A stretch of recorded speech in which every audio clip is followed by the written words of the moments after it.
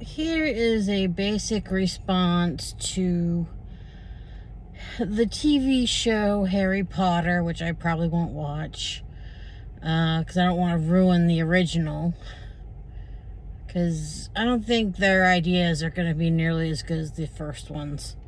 I just don't. So unless they have some type of commercial for it that piques my interest, yeah.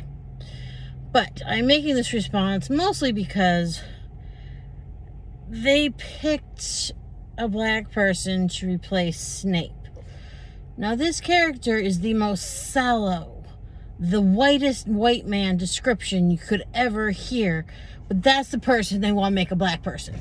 The person who's the most abused, the person who's made fun of the most. It would have made more sense for Hagrid to be a black dude. He's the only person who's tall enough to justify being a black person. He's the only person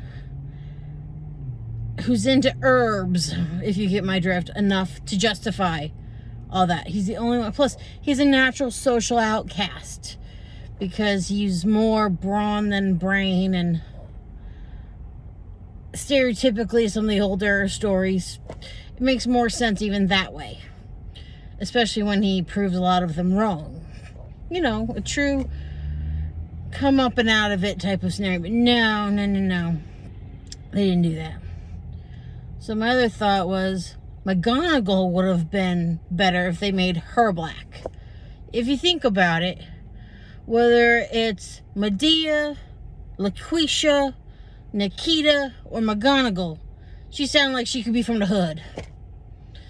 Or even all this stuff, like the fact that she turns into a cat, you know, a real street-looking cat, it makes so much more sense. Or like, you can have a part where somebody says, be careful around McGonagall, she put a spell on you. And that wouldn't be a joke, she actually could. But the way that they work in it is like,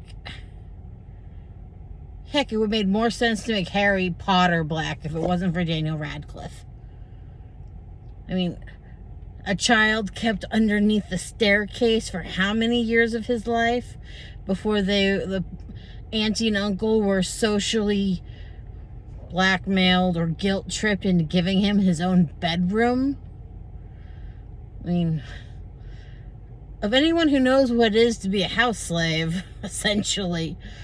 He made all the breakfasts, he was the house cleaner. I mean, if you really want to go there, but the guy who was socially abused by the most people in this story, that's the person.